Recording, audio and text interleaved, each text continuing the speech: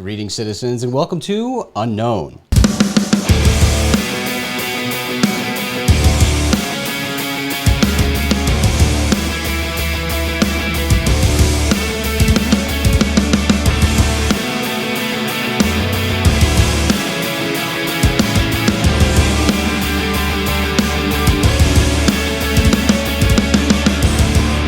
I'm Jason McClellan. Maureen Elsberry and Shane Hurd are here with me today as well. Thanks for hanging out with us for another one of our UFO Happy Hour episodes, where we get together for some informal, opinionated discussions about various UFO-related topics.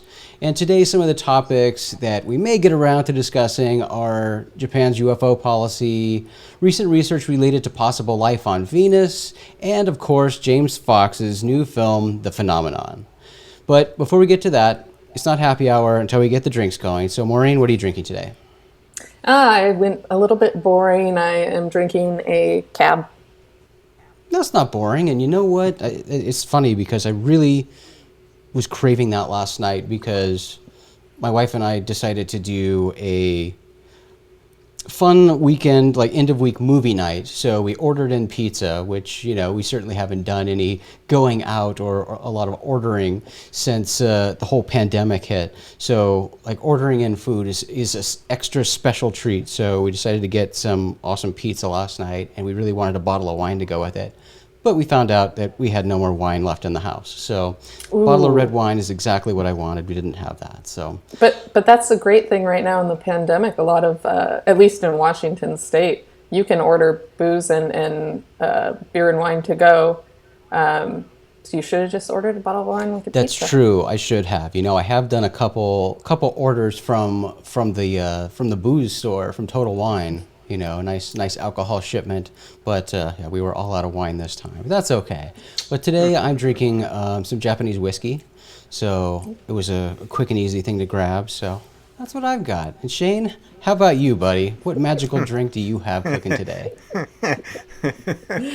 Well, I've got myself a headache going today, and I decided I didn't want any booze, so I grabbed a nice big glass of red Kool-Aid. And it's almost all gone. So I'm a actual Kool-Aid drinker in the real sense, not the political sense or otherwise. So, and in my defense, I have an 8 and a 10-year-old in the house. So that's why we had a nice full pitcher full of Kool-Aid, and I just took it and ran. So that's it.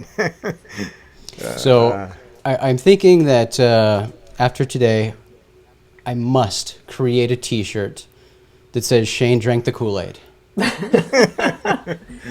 Yeah, I drank the Kool-Aid. I have to admit it.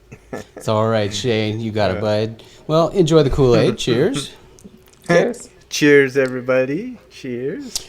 Well, I wanted to get together for a UFO Happy Hour episode. It's been a while since we've even done an episode of Unknown, but you know, a few things have happened and generated some headlines in recent weeks in the past month.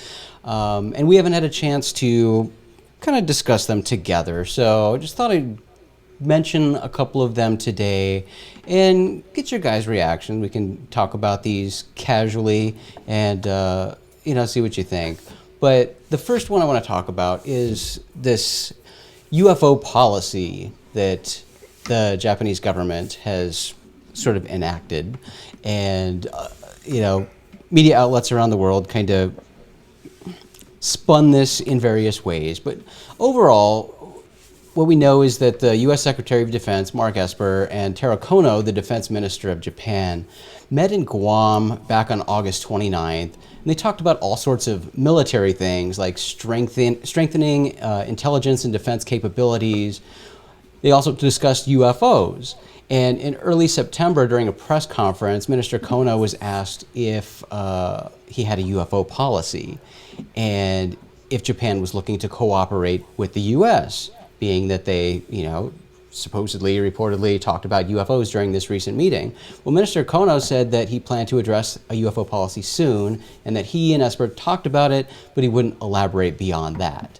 Then fast forward to September 14th, we learned that Minister Kono announced these UFO instructions for the Self-Defense Force, which is basically if you encounter a UFO that you think could potentially pose a threat to national security, try to get it on camera. And the instructions also reportedly call for the analysis of UFO information received from the public. Now that, I think, is a cool element to this that, deserves more attention than just the fact that they're telling their military to, if you see a UFO, take a picture of it and try to get as much information as possible. I mean, I think that's always the default with anything that you encounter that could pose a threat. So I think that was already in place by default, but it's been stated now.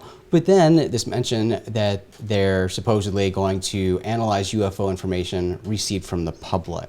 That's super cool, but to this point, Minister Kono appears to be pretty skeptical when it comes to UFOs, because back in April, after the Pentagon officially released those 3 now famous UFO videos, Minister Kono was asked about the videos during a press conference, and he said that no self-defense force pilot has ever encountered a UFO, but he wanted to know more about the Pentagon's videos, and he then stated the now infamous phrase, "I don't really believe in UFOs." But he did express an interest back then in establishing procedures in the event that a UFO encounter took place. So, it's interesting that seemingly in response to U.S. moves with our now UAP task force in place, that Japan would think, oh, U.S. is doing something, we should do it too. But then also looking to the U.S. and the U.S. kind of taking this position as an authority on the subject of UFOs and offering insight and suggestions into how another country should deal with UFOs, when, in my opinion, the U.S. is kind of a shit show when it comes to UFOs and, studying UFOs. And with us reportedly just putting this UAP task force in place, I don't really think the U.S. is the one that the world should look to when it comes to how to deal with UFOs. What do you guys think? Yeah, I mean, first off, the statement, "I don't believe in UFOs," drives me insane, because all it means is this unidentified, dude. Right. So you are saying you don't believe in seeing something that cannot be explained. Yeah, on it drives site. Me crazy too. Anyways, so it's interesting because it's actually kind of surprising that Japan didn't have anything in place, and it's such a small country, and you have multiple active, Okinawa is a active U.S. military base, in fact, and there's lots of sightings that have happened unexplained there and by military officials there. So the fact that this is new is kind of surprising. And yes, every country should have a way to report and investigate unknown objects in their airspace. Like, it blows my mind that it's a big deal. And that the public should be able to submit sightings. I agree that the U.S. is probably not the way to go. You could look at other Chile or France or other places that have well-established official UFO reporting facilities and policies. The policy Japan put out is very basic. It's, we should investigate this, take a picture, we'll investigate public reports. That's it. It's not, well, at least what we've been told is very basic. So I find it interesting, but this is good because, there's Jay Shetty over there, Japan's Center for Extraterrestrial Intelligence Research, and they've reported major sightings from pilots and other things to the government, and the government has ignored them because there was no policy in place. Yeah. So I'm hoping, I think we are on the opposite end where we hear about these crazy sightings over Japan and other things that have happened over history because we're in the UFO area and we hear it directly from organizations like Jay Shetty. So now that it's official policy, and I don't know if they said, I don't know if are they reporting this to the public, their findings, or is this just we're going to investigate them and then keep the information classified? Right. Yeah. Hard, No mention about that. yeah. So if they are going to share their findings, I think it'd be amazing because we'll probably get a much more in-depth look at what's happening over there. But seems kind of doubtful. But if they're following the U.S. policy, which we have some stuff being leaked or leaked or revealed, then maybe we'll get little tidbits here and there. But who knows? Yeah. What do you think, Shane? Yeah, maybe what we're seeing is just a function of how U.S. and ally militaries cooperate, and that this is less driven by UFOs as much as this is just a new military policy, and for those militaries that are associated or even dependent or intertwined with ours, that this is just them following that model of, hey, the U.S. does it, this is what they say, and let's model after that, and let's cooperate. I mean, it could be as simple as that, and less the focus on UFOs, because, as you mentioned, we've not really seen anything come out of Japan from its military in terms of having, encounters and that sort of thing. So that's one thing, I think. The other thing I think could possibly be going on is they, in fact, have had encounters. They do have evidence of those encounters. And because the U.S. has always poo-pooed this, allies will have fallen in place with that as well. But now that there's some, inklings of disclosure, or this disclosure of some items, those videos, for example, and now them having this formal policy that they're going to, latch onto that and do the same thing as well. So it's, to me, it could either be just simple, perfunctory, this is how allies cooperate, or it could be there's been some motivation because of an experience that they've had, and they're going to go to the U.S. for some help or direction on that in that case. So, I mean, it's hard to say. We know how it goes. Once that information is in their hands, there's no guarantee we'll ever see it or hear about it or any of that. So, while I think it's significant in the fact that it's still an act of credibility regarding UFOs. It may not change much in itself, but if we start seeing other allies doing the same thing and coming out into where the majority of governments, I think, like you mentioned, Maureen, that it's unimaginable that they completely ignore this stuff or have been. So I think they've been dealing with it, but just not making that public. So even the construct of a public UFO reporting program, I think, is a huge gain in terms of the whole topic of UFOs and some credibility and reality there. So I think overall it's a good thing. And is it what it looks like? Maybe not. Yeah, I think international cooperation on this topic is always a good thing, any sort of international cooperation. Mm-hmm. But as we know, in this country, and the UAP task force has kind of highlighted this, at least the Senate bill in the wording for what was intended in a report that the Senate would like, and that it highlighted the lack of communication here in our own country between different agencies and branches of our own government, our own military.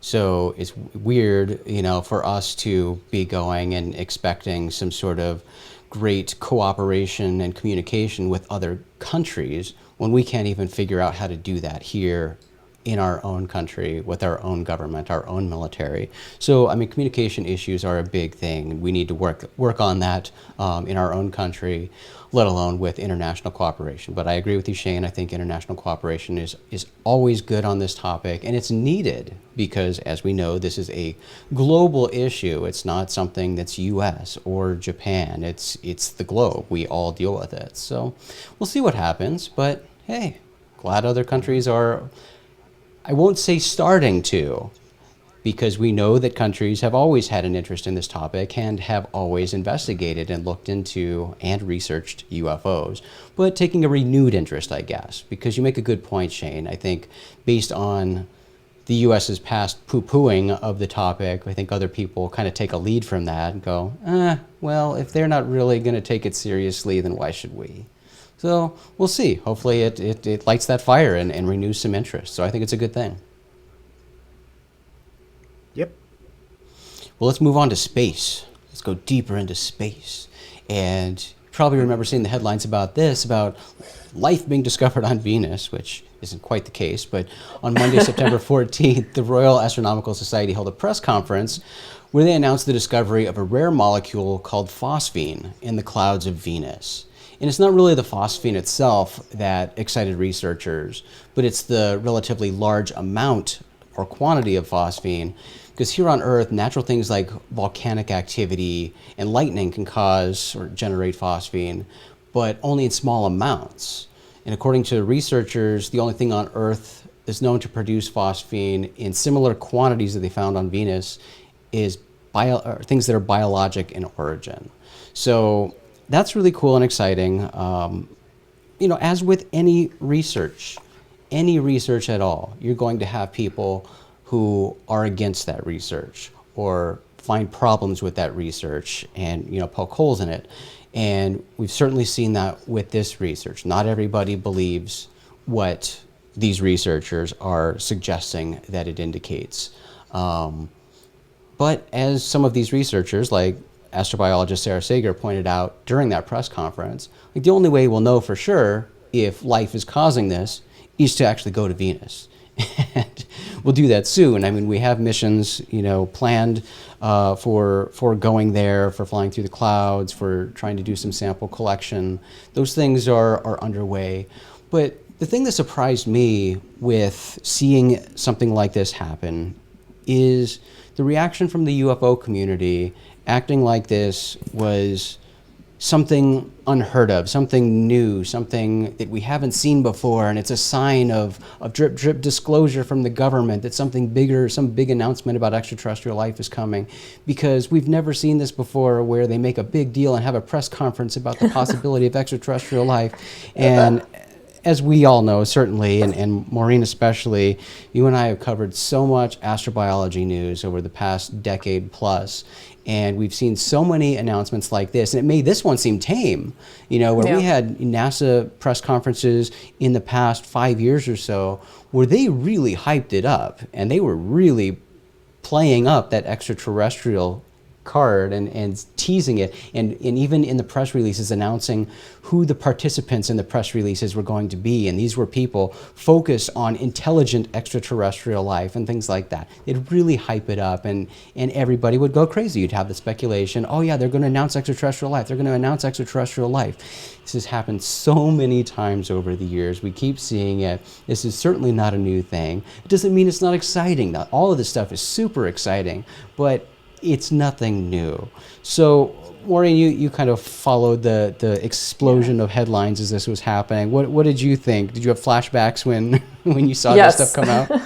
I can only say how many press releases we in the office sat and waited for and watched. And again, this is news that it is exciting, and we've seen this before on many potential, life on Enceladus and Mars and lots of different things and exciting discoveries. And don't get me wrong, this stuff is always exciting.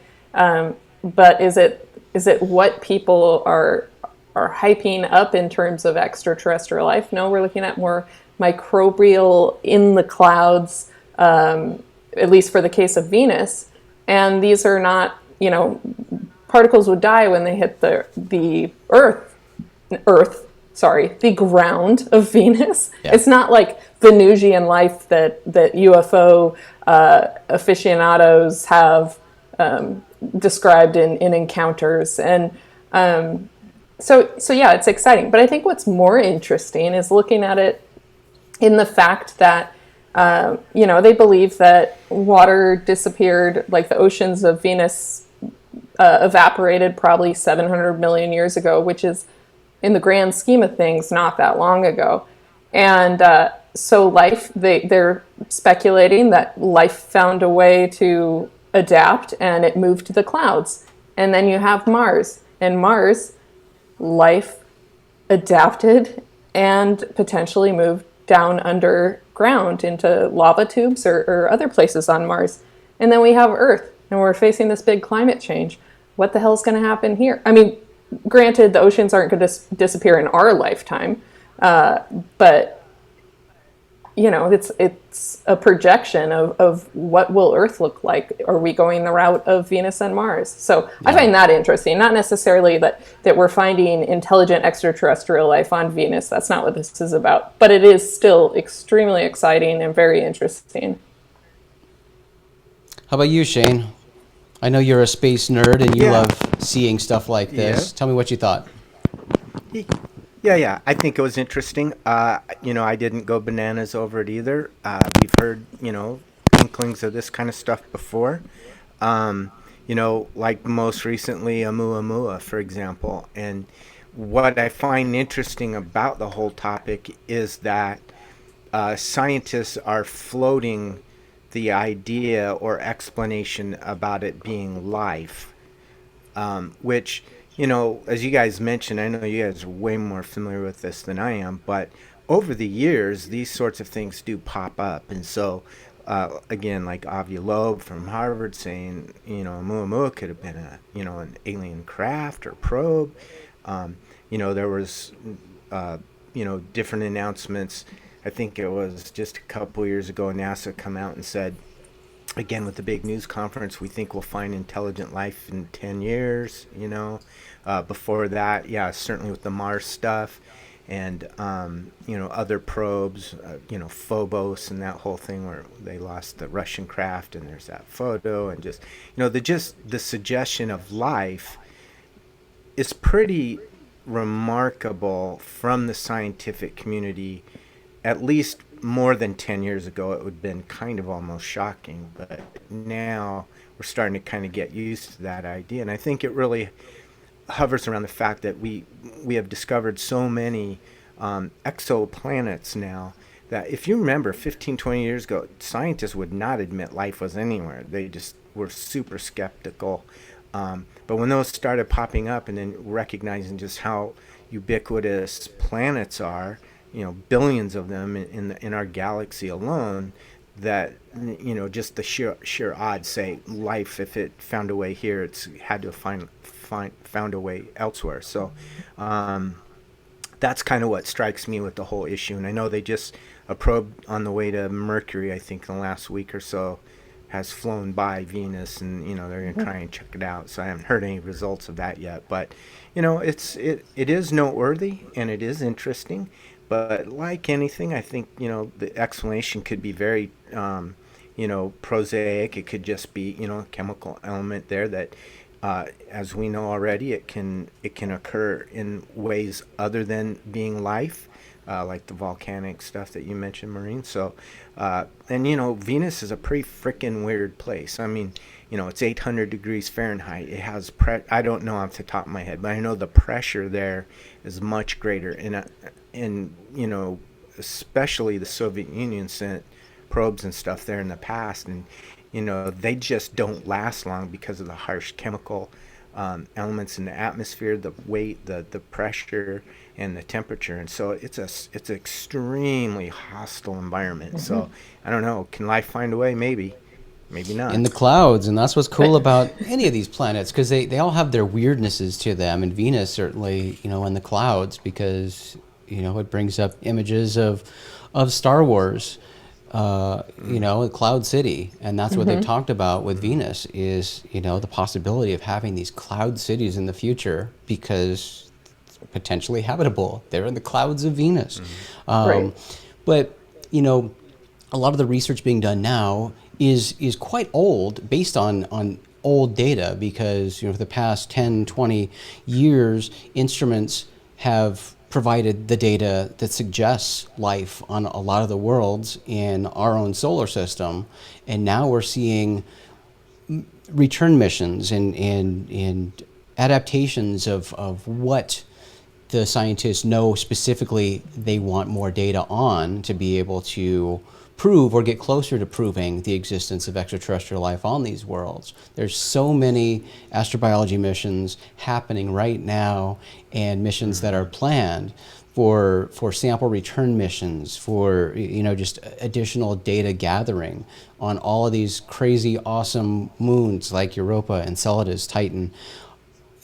I'm pretty sure there's life on all these places, but we're getting closer and closer to being able to answer that at least more solidly. Certainly not concretely, and we won't until we're actually like landing on these worlds and doing the submarines, which again, another cool thing that's in the works, sending submarines to some of these water worlds to do sample returns and to do collection to be able to analyze the water for life on these crazy, awesome worlds. I love it. Just send out Mel Gibson to the water worlds and sorry.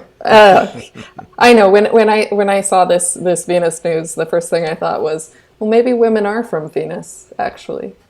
Because who knows? But yeah, one thing that I will say is, based on your point, Jason, is it's kind of cool. If you look at it, you think about how we're now able to solve all these crimes based on DNA evidence that was gathered 50 years ago because we have the technology to do it now. And so that data that's captured on all these past missions is super important because now we have technology to analyze that better. So I think that within our lifetime, we'll see a lot more really amazing discoveries in space. But I am envious of future generations, if our planet's still alive, what they might discover and learn.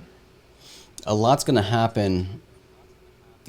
Progressively more and more will happen each year because technology keeps improving, and we've got so many rad instruments now specifically focused on finding life. So, every year just gets more and more exciting in the world of astrobiology. So let's move on to the phenomenon, guys. This is a big UFO documentary that just released on October 6th from our friend James Fox. And Maureen and I recently spoke with James on our newly launched The Rogue Planet show. That's on YouTube. Check that out if you haven't seen it. But let's talk a little bit about this film, guys. And Shane, I'll let you go first. What did you think of the phenomenon? Yeah, I liked it very much. I thought, James has put out already some very good documentaries with Out of the Blue and I Know What You Saw. And I think this just is a reflection of, his skill improving in making movies. And those were sort of like man on the street kind of ones, dominated with that. Now this one had some really great interviews on cases that range from older cases that actually I was blown away. Some of those I had not heard of. And then to hear about them now and actually have those individuals go on camera and tell about their experience, I thought was very powerful. And I like how he just kind of laid out a historical review, of cases that, provide excellent evidence for the topic. And I especially love both the Ariel School and the Westall School cases, and the footage with John Mack and interviewing these children. And I know you guys know Emily Trim, and it was cool to see her as an adult, but actual footage is when she was a child in several of those individuals.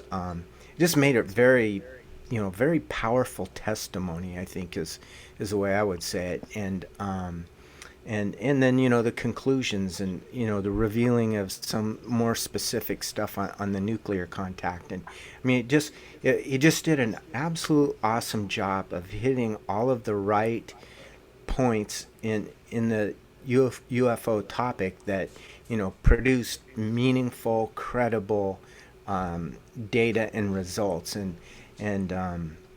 I just thought it was excellent all the way around. Maureen, I'd love to hear your thought on this. So, surprisingly or not surprisingly, after the movie came out, there was quite a bit of criticism from the UFO community about this film because they're wasn't anything that's really all that new in the film. It's not anything bringing earth-shattering new UFO information to the UFO community. What do you think about that? I think this film is not for the UFO community. I think this is for the general public. And in that respect, if you approach it like that, it's an amazing film. I can't tell you how many people I talk to that don't know about the fact that we had nuclear missile sites being shut down by unknown objects, that we would not be able to launch these missiles if needed in an attack. I hope we don't ever launch them anyways, but that's these are amazing testimonies that are occurring, and most of the world does not know about this. We have a very niche UFO community. This documentary is not for us. It's for us, but there's not breaking information for us. Real passion was put into this film, and if you watch it, there were some really great tidbits and footage that we'd never seen before. Yeah. Some amazing interviews. To your point, Shane, the John Mack interviews were amazing with the Ariel school children. Yeah. I think that's super powerful testimony. The children were sincere and honest and talking about the alleged creatures they saw in a way that was truthful and honest. And most cases that are presented in this documentary, and we're moving forward on a timeline of all the Westall 66 incident, the Ariel, we're going from the 60s to the 90s. They're all building up to this greater reveal of more transparency and understanding and a storyline that I think is extremely important. And I think this will make people take the subject more seriously. And of course, when I posted something about the film on Facebook, somebody who's Facebook friends with Lee Spiegel, I don't know if he actually knows this person or not, asked why the Billy Meyer incident wasn't included, because it's so important. And so I don't want to attack people for their beliefs or anything, but that case is highly polarizing, and obviously I think it's a lot of BS, and I know Jason has done significant research on that. But it's not very credible, and you don't want to put stuff in a documentary like this because you may believe it's 100% the truth, but most people don't. And if you put that kind of stuff in a documentary like this and present it to the public, that documentary is null and void, and that's it. It would skew the entire film. So I think people should realize that these are amazing cases that should be presented to the public in a light like this. It's not a film for us in terms of revealing new information, but that's what makes it great, in my opinion. Yeah, and there was a lot. Certainly I'd seen a lot of the archival stuff before, but there's plenty in this film that I hadn't seen before, seen or heard. I'd love to bring up the Lonnie Zamora stuff, because there was some really good archival stuff there. Yeah. The audio and the interview with the wife, the conversation with the dispatcher. That's a fantastic case. And this film, I know James spent a lot of time on that case specifically, and there's some really good stuff about Socorro in there. That was certainly one of my favorites.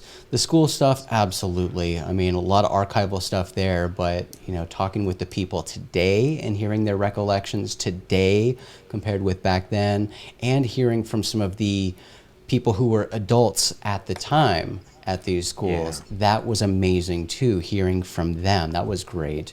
Another one of my favorite things, again, talking about the UFOs and nukes, wasn't necessarily about the UFOs and nukes information, but about that one little detail that I find so fascinating that connects, many of these cases beyond just the military bases and the nuclear weapons, and that is the red laser being shot from the UFO.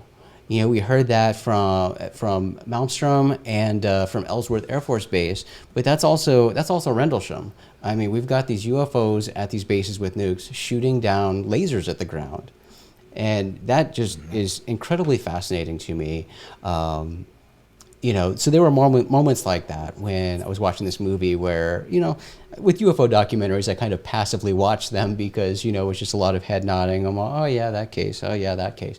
But there were elements, you know, with some of the interviews, with some of the footage, with some of the details that I was like, oh, that's interesting. And I would actually like pull out my phone and take notes on it because I wasn't expecting to be pleasantly surprised with some of these things. So I thought the movie did a really good job from a narrative standpoint, sort of telling the story and telling it to the general public. And that is the big point here. I mean, it's not a documentary made for the UFO community. Certainly, we, part of the UFO community, found it interesting, and you know, it's something that I highly recommend to everybody. I think it's the best UFO documentary that's ever been made. But it is for the public, and that's something hard, I think, for a lot of people, including myself. I get caught up in it too, not remembering that this is something that's important to us. It's something that we're focused on, hyper-focused on. We pay attention to everything we see in the news about this, everything that the UFO community is discussing. But the general public doesn't see things the way we see it. If they see a UFO headline, it's not necessarily going to, you know, serve the same purpose to them that it does to us. A lot of people just brush that stuff off or don't give it a second thought. So, you know, for the UFO community, there's oftentimes this perception that the entire world knows about all of this stuff that's happening. I mean, we can take something as big as those 3 UFO videos officially released by the government. There are still probably the majority of the people in the country, if not the world, who don't know about those videos, who haven't seen those videos. As hard as it is to believe, there are lots and lots and lots of people who aren't even familiar with those videos, let alone intricacies of other UFO cases, or the fact that, back to your favorite question, Maureen, are UFOs real? You know, and that's why it always comes up, because that is the established norm. The default for the general public is UFOs do not exist. We're still at that beginning step of this race. We can't go expect the public to leap forward and finish the race when we're back at the beginning. And I think a lot of people need to understand that and have a little more patience when it comes to this topic and presenting the information and having lower expectations for how the general public should react to these news stories. Because again, to the most of the general public, we're still back at, do UFOs exist? Absolutely. That, I mean, seriously, this is, I've always had the resources when people find out what I do and they say, well, okay, what do I read or watch to learn more about it? And I had always suggested, I Know What I Saw, Leslie Kane's book, UFOs, Pilots, Generals, and Military Officials Go on the Record. And now, you know, this is going to be probably the first thing I say. Go watch this film. If that spikes your interest, then I'm going to give you some other resources to learn from. Yeah. And, you know, Jason, I'm really not surprised. I'm going to say this about the fascination you had with the lasers aspect, because one of your favorite cases involves a UFO shooting laser beams and killing people. Well, yes, the killing part isn't what I love, but yes, it does make it fascinating. Yes, Colares is like, it's so cool. Yeah. And, you know, that in proximity, time-wise, to Rendlesham, yes, very fascinating. Yeah. UFOs shooting lasers. Another thing Typical I want boy. to just, another thing I just, to close this out, guys, just another thing to kind of get your take on, and that is, you know, I've heard recently, and I think it's maybe Chris Mellon has been tweeting this. I could be wrong about that, but supposedly the phenomenon, you know, is being shown to people in the UFO task force, the UAP task force, you know, to sort of bring them up to speed or to give them a good education, you know, and whether that's actually happening or not, I don't know. But if it is, I personally find that fascinating, because as we keep hearing with so much of what happens with UFOs on an official level, it's people who aren't supposed to be our in the know people, the ones who are supposed to be disclosing information to us, who are getting their information from the UFO community. It's the UFO community informing people in the government about UFOs for people in the government to then say, here's what we know about UFOs because we learned it from UFO people. It doesn't seem to be the right sequence of events to me. I don't know. What do you guys think about that? Yeah, that's a curious little development there, I would say too. It unless it is that it, because it is so succinct and it's encapsulated in the form of a movie, and as we already talked about, that the cases selected are strong. They include civilian and military cases, and so maybe it just tells the story in the quickest way possible, right? So you're probably not going to have a senator sit down and read, an entire book in a short period of time about UFOs. They might spend an hour and 20 minutes watching that film, and we learn quickly from film or video. So maybe that's the idea, or maybe it's I mean, I really got mixed feelings on the whole how much the government knows things, because I think what you have is you have some people that know a lot and the majority know nothing, and maybe a smattering know a little, and I'm talking within government.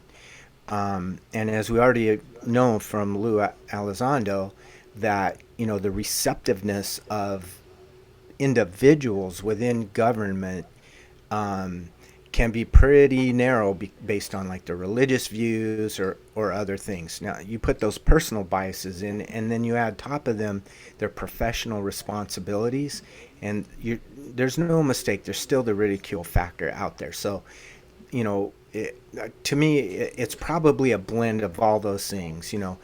They do depend on some of the information from the UFO community. They know some things themselves. But maybe this was just the most direct way to bring some of those people up to speed in a way that people get up to speed quickly with a film versus, reams of reading to do. So maybe it's as simple as that. But in any regard, if it's true and they did it, I think that's freaking awesome, very cool, and a very informative and useful tool for them to, again, make progress and educate these leaders and these people who ultimately are gonna control the narrative on this thing. So, stay tuned and hold on to our butts, I guess. Yeah, so it's essentially serving as an onboarding video for people. And as you mentioned, we have people that are brand new to this that are probably being appointed to positions that need to be filled. And you have people who have high clearance. And, even Harry Reid had mentioned in this film his groundbreaking quote of most of what we have has not been revealed to the public. So I think it makes total sense. And if you look at past history with the government's involvement with the UFO community, they have sent government officials undercover to UFO conferences and events and followed people and interacted with UFO researchers to find out what the community knows, to see if it aligns with what they know, or does the UFO community have insider knowledge on specialized military technology that they need to do something about. So it's not that surprising to me, and I think it's like Shane said, it's freaking cool. I think that everyone should watch it in the government, and it's great. And To the Stars, Lou and Chris Mellon and others have been praising the film on Twitter, I know, quite a bit. So their involvement with government programs as well, I think it goes hand in hand. Yeah, and you brought up Lou, and Lou's I think a prime example of why showing this film to the people in the UAP task force and others in the government is such an amazing thing because, as we know, Lou, when he was involved with ATIP, Lou wasn't familiar with UFO history. He didn't know historical cases. That's not part of the knowledge that he had. He was starting from scratch and doing whatever, the ATIP was doing. But he didn't have that historical knowledge. So, it's a slow build process to acquire that. And, it helps you avoid duplicating work or finding things out as you do and you go down this rabbit hole and thinking you've uncovered something earth-shattering, groundbreaking information about UFOs, come to find that that's old news in the UFO world. So I think it's incredibly smart of them to do. But at the same time, it kind of highlights an exercise in futility when it comes to the UAP task force, if this is really where they're starting and they're putting a team in place that doesn't really have this knowledge already going forward, because we've been down this road before with the government. Why are we trying again with the same thing when supposedly people higher up have special information and it's the information that we're all after? Why aren't those people the ones doing this project? It seems like we're starting over where we've been many times before. So, and maybe that's trying to eliminate bias. I mean, you wouldn't want a bunch of very researched UFO researchers running this program because, if you know too much, and I think as you all know, the deeper you get into this, the more your views can shift and personal bias could be projected into something that needs a really objective standpoint. So I can see why you wouldn't put those people in charge necessarily as well. Yeah, that's a good point. And, I was thinking about, how times change and how we've changed as humans. And, we're all, I think we could say we're all kind of lazier than previous generations. It's just kind of the culture where, we have shorter attention spans. We aren't going to take the time to read a lot of text or, invest a lot of time into researching something. We want the quick version. Too lazy, didn't read, right? So I think the movie really helps in that regard, brings people up to speed quickly in a visual format, something that's easy to digest. But I got to say, man, I mean, I really hope that the UAP task force has a couple, like, Ed Repelts on their squad who will go in and be gung-ho and go and look at every single UFO report that the government has on file. That's what Ed did before he took over Project Blue Book. He went in and personally evaluated and looked through all of the UFO sightings and reports that the project had amassed to that point. So when he came in and took over, he knew everything that had been done already, knew the conclusions that had been reached, and was ready to lead the project. So we can hope that there are some go-getters like that in the UAP task force now. Well, yeah, actually, this has really been on my mind the whole time. Is where's the freaking Air Force been? And we have heard nothing but crickets from them, and it's like Blue Book never happened, and now the Navy, wow, there's UFOs, and we're going to be, transparent about it. You know what I mean? What does that mean? I have various thoughts on that. And is it related? Yeah. We'll see. Probably could do a whole show on it. I think time will tell, but here's my overall feeling about that, and that it goes into the Navy and everything else that's happening right now. It's how far can you take it? And for the Air Force, why would they now come back and say, oh, you know what? Let's do another project. Because they already did a project. They already did several projects. And after their projects, after their years of invested time and manpower, their conclusion reached was that UFOs don't pose a threat, and it's really not useful at all for them to spend the time looking into it anymore. The UK government did the same thing. So people getting frustrated now, why is the UK government so quiet on this? Look at everything the US is doing. What are they doing? Well, again, just until recently too, they evaluated it. They already went down this road, and they made an official conclusion that doesn't pose a threat to national security. We don't have the manpower to deal with this. We've done what we're going to do. Bye. So does it really then make sense for a group that's made that public determination already to then come back and do the same thing again? I would like them to, of course, because that's just the nature of this field. The nature of UFOs is, in my opinion, something that can never be solved. It's the frustrating nature of UFOs. It's something that is ongoing and will always be ongoing and will always need to be looked at on an individual case-by-case basis. It's not something as simplistic as, oh, we solved every UFO, or we can't solve any UFO, therefore not going to try. It's a very complicated thing because every UFO is different, because it's not something that is solved with a single answer. So on that end, I think it always needs to just remain a thing that, is part of what you do. And in a sense it is, like we talked about with Japan. Like you're always going to look into something that's unidentified in your airspace. It's not something you say, oh, we don't have a policy for this, so we're just going to let that go. No, of course, they've always looked into it. It's always been something that they're going to go and investigate. But I think it's just something that has to be ongoing. It's just a product of life. It's something that has always been and will always be. So you can't just close the book on it. But I do see the difficulty from the Air Force's standpoint, because they've already done this. What utility is there in saying, oh, hey, let's do it again?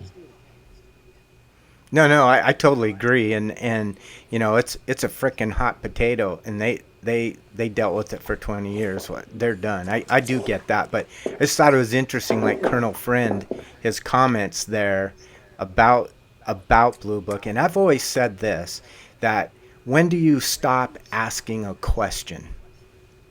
It's when you get the answer, right?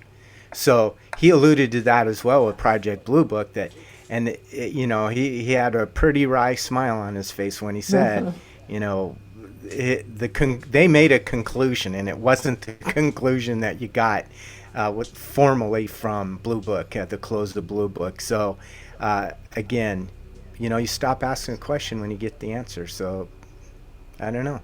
I guess time will tell what that really means. I think there's a lot of weight in his smile. And, Jason and I have had the opportunity to interview him in the past, and he was similar. And it was very hard to interview him because you couldn't figure out what he was trying to tell you with the look in his eye and the smile on his face.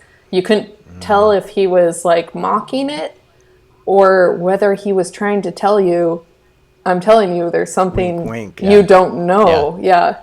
So very, very curious. Well, and that coupled with Harry Reid, which again, I find this quite confusing. When James asked him, are you saying some information has been withheld from the government about UFOs? And he came back and said, no, I'm telling you, most of it has been held back.